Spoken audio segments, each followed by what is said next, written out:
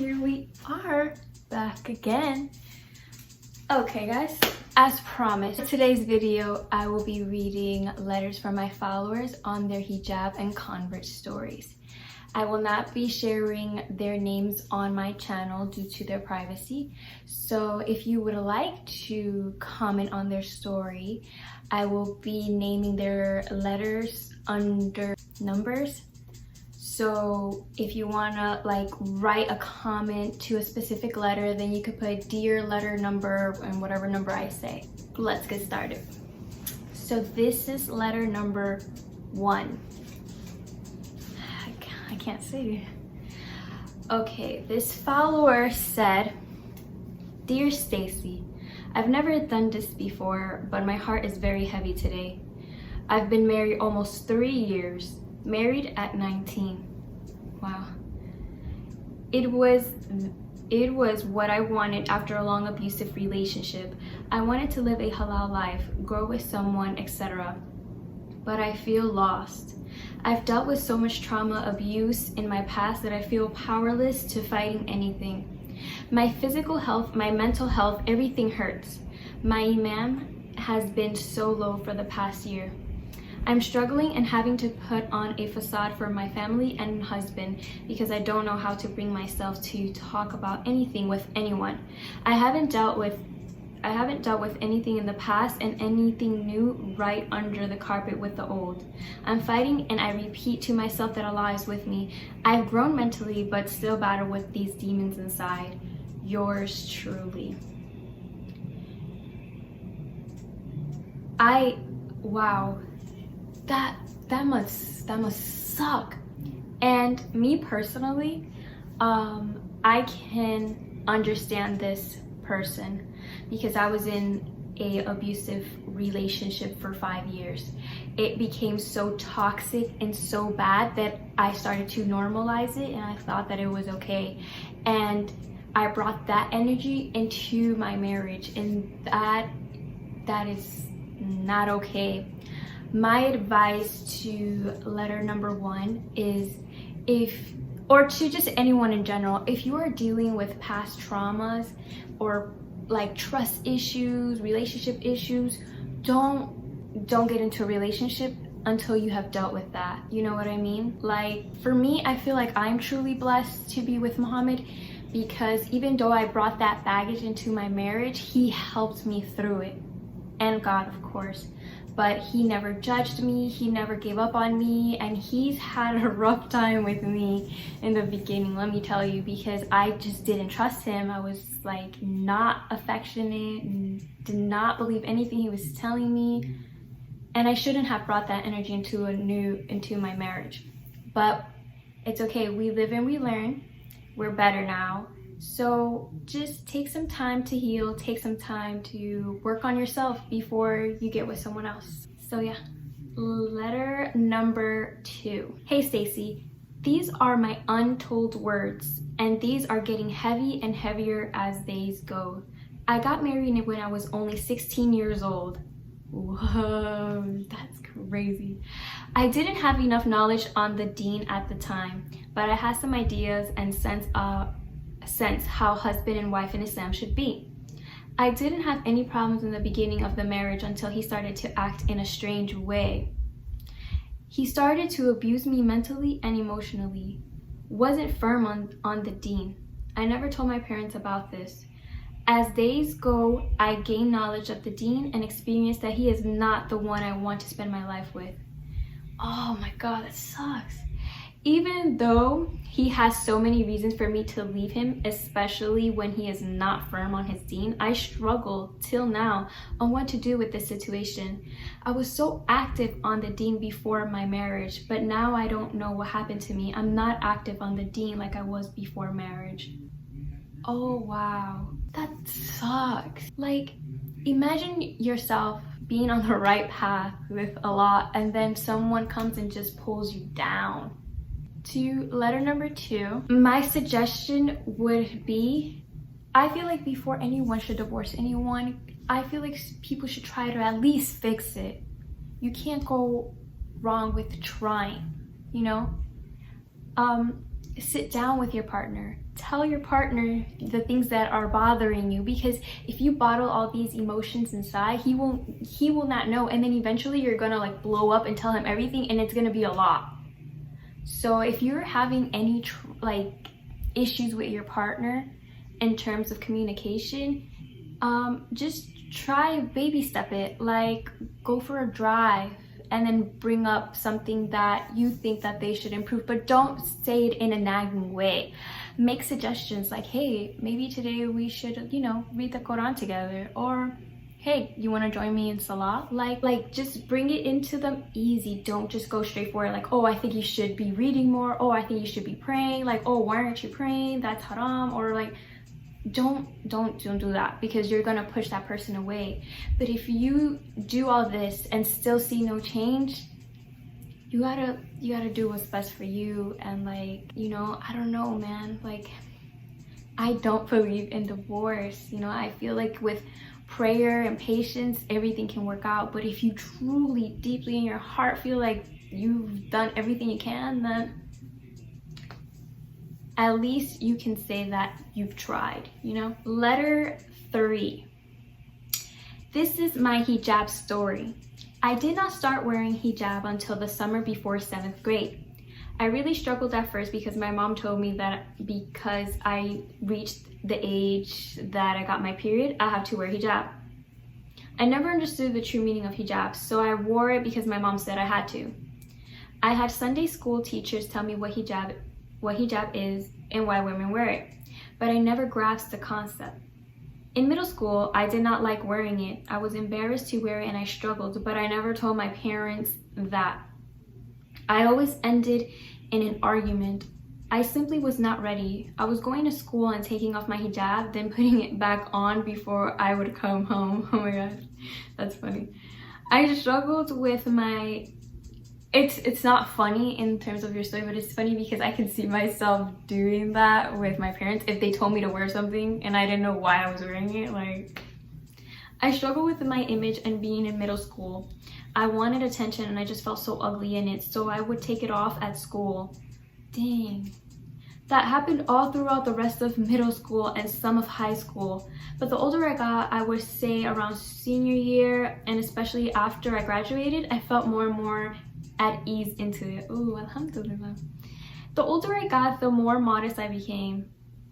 I am at a point in my life where I would never take off my hijab because I officially understand the concept of hijab. SubhanAllah. I used to be embarrassed walking down the street knowing people can tell I'm Muslim. Islamophobia is real, and of course I've dealt with racism. Oh, dang. Alhamdulillah, now I am so proud to be a Muslim, and I want everyone to know I'm Muslim. Now I will admit I still struggle with some of the clothes I wear, tight jeans, showing off a little hair, body shape, but I'm trying to get better at it, inshallah. I wasn't going to share my story, but hopefully this can help a young hijabi. You are not alone. Take your time and continuously make dua. Yes. Yes. I can agree with letter number 3 only because when I first converted, I did not wear my hijab. I started wearing my hijab after I gave birth to my son. So I understand completely where she's coming from in terms of like, I used to show a little bit of hair, I show shape, maybe here and there. I feel like to some people my pictures are haram and then for some are halal, but I feel like that is between me and Allah. And the fact that she knows now the meaning of hijab and is working on making herself better, that's all that counts. And she even mentioned that she prays. So like, patience is key, in my opinion. I feel like if she keeps doing what she's doing, eventually she will become completely covered and to the face that she wants to in life, subhanAllah. So letter number 3, I feel you, girl. That's awesome. That's so nice. Letter number 4. I don't have like a hijab story because I've been wearing the hijab for as long as I can remember. And I don't have a reverse story because I've been Muslim since birth, alhamdulillah. But I have a modest story IG. So since I was young till 5th grade, I was always super confident with wearing skirts and long sleeve shirts. And I didn't ever feel like I did not fit in, you know? But then in middle school, I went to a whole different school to make new friends, and like I was still wearing skirts and stuff. But then at my new school, I see most of the girls wear pants and short sleeves, and I felt like I didn't fit in. I felt like they made fun of me for wearing skirts, which they didn't, but it was me being insecure. Later on, I started taking off my skirt and wearing things like crop tops and shorts sometimes, and just doing not so halal things. I started to become the westernized girl, but I never got to the point to take off my scarf, okay? In 8th grade, towards the end, I realized I was not happy with who I was and who I'm pretending to be. I wanted to be myself, so I started my modest journey. I started being more confident in myself and my religion, and now, alhamdulillah, Allah guided me on the straight path. I love wearing jilbabs, kamars. I've always loved abaya, you know? And I want to start wearing niqab too, inshallah. Ooh. Because modesty is truly beautiful, so is our religion. Whenever I listen to khutbah, I don't even know if I said that right, and stuff about modesty or anything else that's religious, I feel happy, I feel righteous. People should not change themselves for others, for other people, because it will hurt you in the end. And I learned it in a hard way. Allah's path is the right path, no matter what people say, think, or do. Allahu Akbar. Still make mistakes every now and then, but that's everyone. Yes. Wow.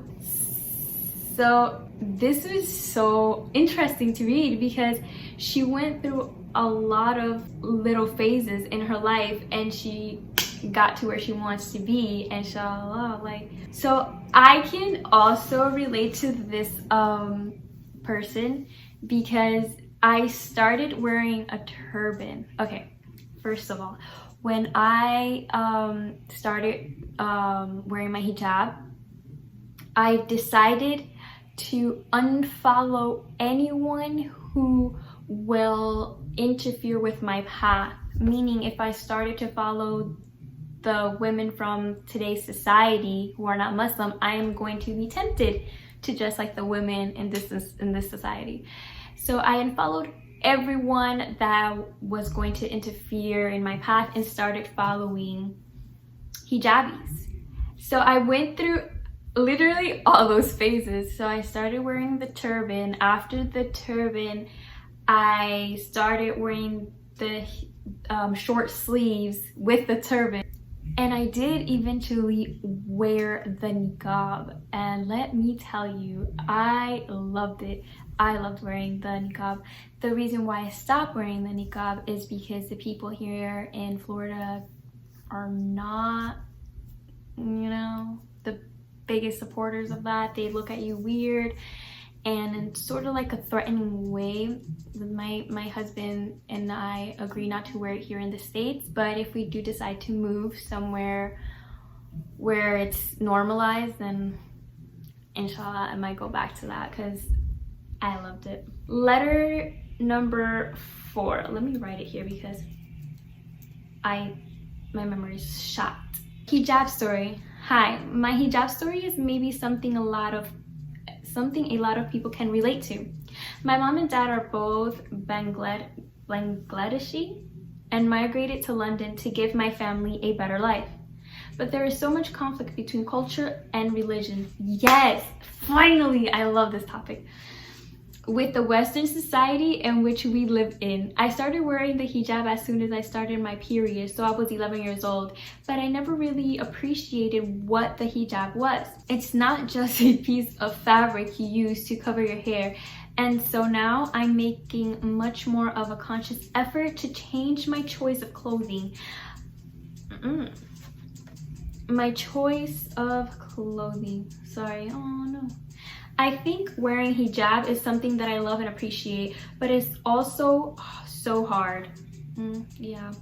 Number 1, living in a Western society makes it so difficult. You want to seem like you're assimilating to their culture and standards, but I'm not going to let go of my religion to do that, of course.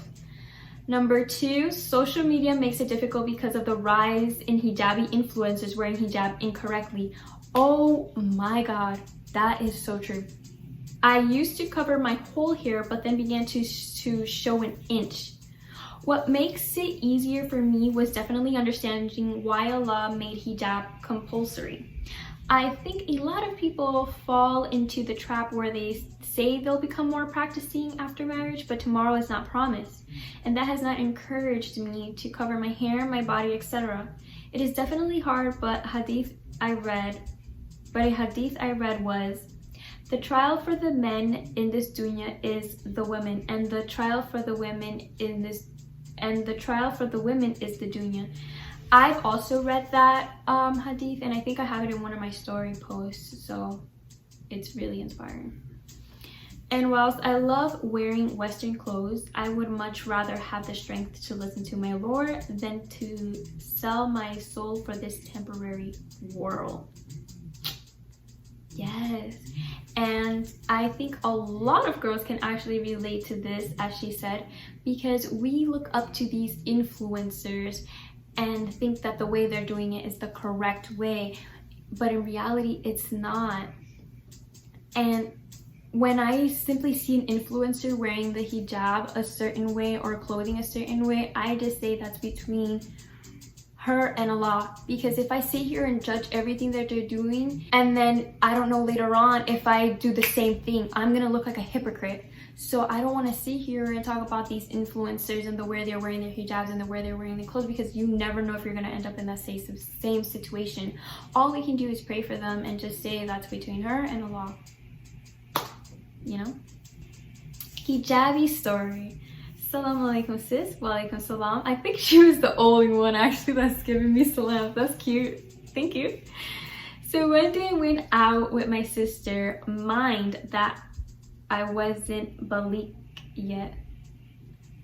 Okay, can somebody please in the comments let me know what balik is? Maybe I'm saying it wrong, but I will write it underneath right here so you guys can tell me what that means. So I was wearing a tight black top with some tight blue jeans and my hair up in a bun. Okay. I came back home all happy singing nasheed until I saw my dad and was like, shh. Okay, she cursed obviously.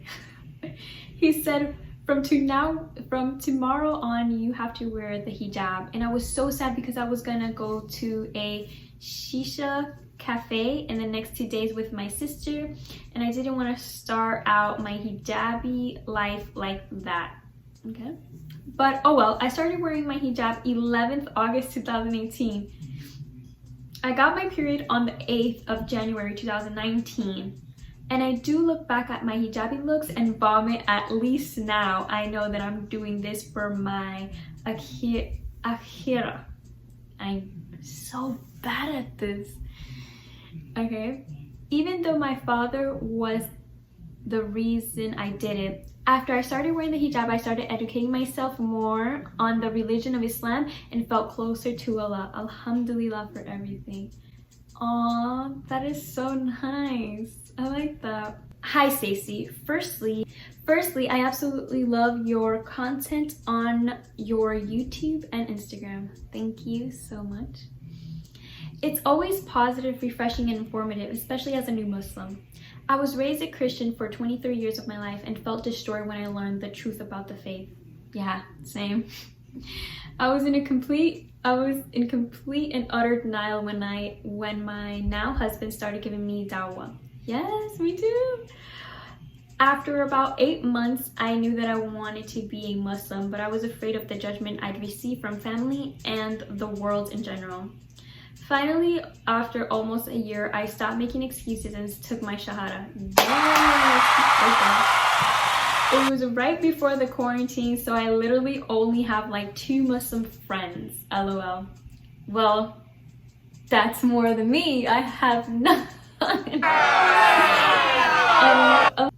I got so much love from my friend's family. Oh, her friend's family, since they are Muslim, and I scolded her for introducing me to Islam sooner.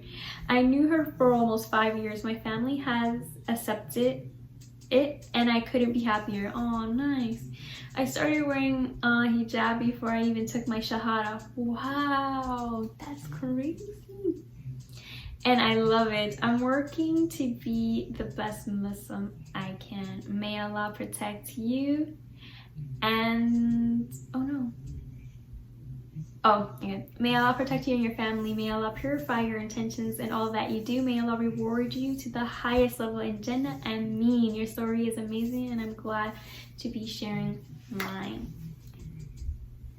That is so cool, and I can definitely relate to letter number 6 because that is how I was introduced to Islam, through my husband. And everything I thought I knew about Christianity was out the window, and I was in for a treat. This is a revert story.